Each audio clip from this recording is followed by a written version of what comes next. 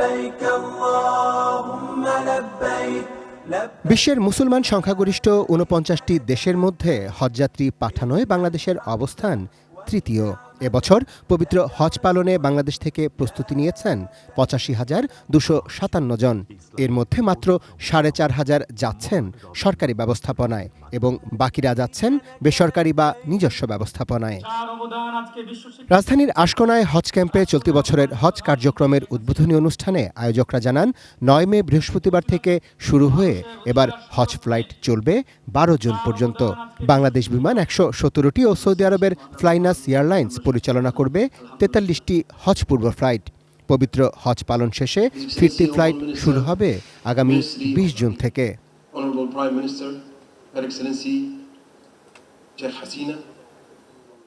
অনুষ্ঠানে প্রধানমন্ত্রী মনে করিয়ে দেন, চলতি বছর হজ কার্যক্রম শুরু হলো এমন এক সময়ে যখন ফিলিস্তিনে লাখো মানুষ অবর্ণনীয় নির্যাতনের শিকার। ফিলিস্তিনের মুসলমানদের জন্য সবাইকে এক হওয়ার আহ্বান ছিল শেখ হাসিনার কণ্ঠে। আমি আপনাদের সবাইকে বলবো যে আপনারা যে যাবেন, আপনারা সবাই অবশ্যই আমাদের জন্য দোয়া করবেন, বাংলাদেশের জন্য দোয়া করবেন, বাংলাদেশের মানুষের জন্য দোয়া করবেন, সেই সাথে সারা বিশ্বের মুসলিম উম্মার জন্য দোয়া করবেন। কারণ আপনারা দেখছেন যে প্যালেস্টাইনে কি হচ্ছে, যেভাবে সেখানে গণহত্যা চালানো হচ্ছে, সেখানে নারী পুরুষ ছোট শিশু তাদেরকেও রেহাই দিচ্ছে না। আমি সব সময় যেখানে আমি কথা বলছি, আমি আমার কণ্ঠস্বর আমি প্রতি জায়গায় এর প্রতিবাদ করে যাচ্ছি।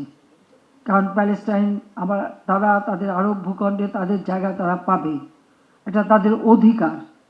এই অধিকার কেউ কেড়ে নিতে পারে না, কাজে সেই অধিকার তাদের দিতে হবে। আজকে যদি আমাদের সকল মুসলিম কান্ট্রিগুলি এক হয়ে একযোগে কাজ করতে পারত, তাহলে আরও আমরা এ ব্যাপারে অনেক অগ্রগামী হতে পারতাম। এবং আমি ওআইসি ভুক্ত দেশগুলির মধ্যে আমি একমাত্র বোন। আমি বলছি যে আমি তো একমাত্র বোন আছি।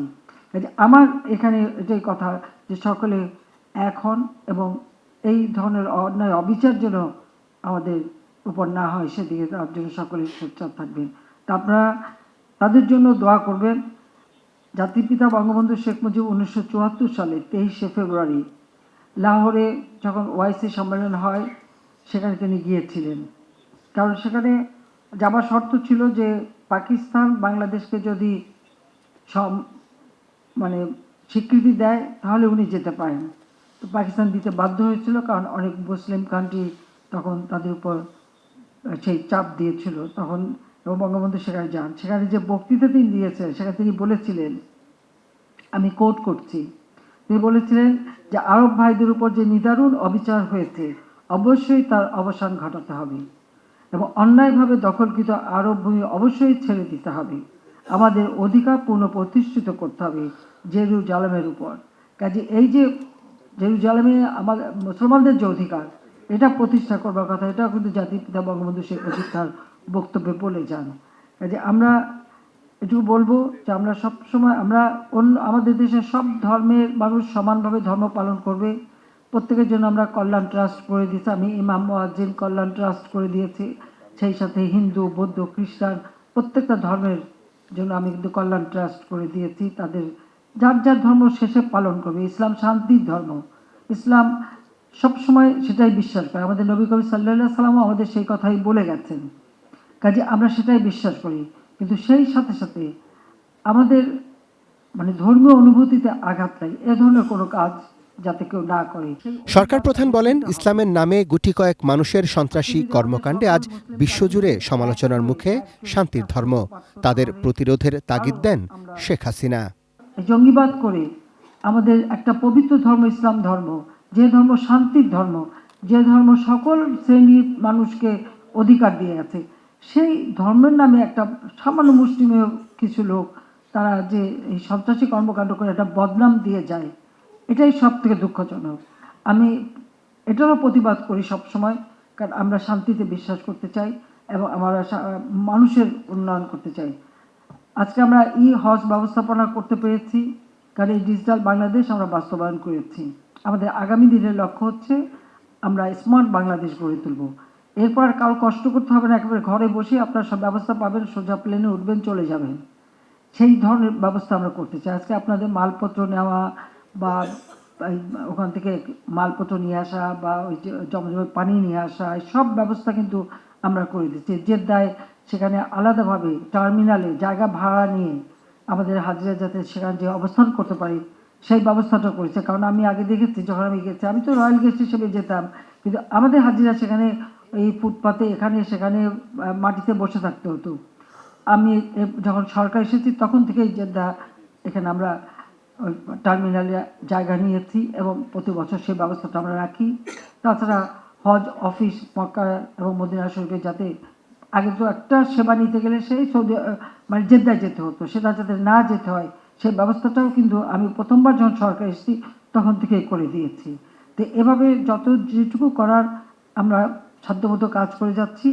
আমি এটাই চাই যে আজকে আর সেই সাথে আমি আবারও সৌদি সরকার এবং বিশেষ করে বাদশাহ এবং প্রধানমন্ত্রীকে ধন্যবাদ জানাই এই জন্য যে তারা কিন্তু বাংলাদেশের সমস্যাগুলি সবসময় যেটা পেয়েছেন সঙ্গে সঙ্গে সেটা সমাধান করে দিয়েছেন।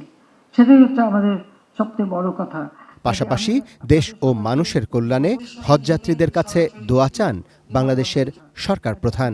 আপনাদের সবাইকে একটু বলবো যে আপনারা যখন যাবেন অবশ্যই আমাদের জন্য বাংলাদেশের জন্য দোয়া করবেন এবং এই যে আমরা আপনাদের হজ ব্যবস্থাপনার যতটুকু আপনাদের সেবা যাতে উপযুক্ত পায়, হাজিরা যাতে সেবা পায় সেই ব্যবস্থাটা করতে পেরেছি, এটা ধরে রেখে যেন আরও উন্নত করতে পারি সেই দোয়াটাও আপনারা করবেন। আর দেশের মানুষের জন্য দোয়া করবেন যে আল্লাহর জন্য আমাদের মানুষের জন্য গোলা ভরা ধান দেয়, পুকুর ভরা মাছ দেয়, সুন্দর উন্নত জীবন দেয়, সেটার জন্য পায়, সেই জন্য আপনাদের দোয়া চাই। পরে চলতি বছরের হজ কার্যক্রম উদ্বোধন ঘোষণা করে প্রধানমন্ত্রী সুর মেলান তালবিয়া পাঠে। হজ যাত্রা শুভ হোক এবং এই হজ যাত্রা শুভ উদ্বোধন ঘোষণা করছি। আল্লাহ রাব্বুল আলামিন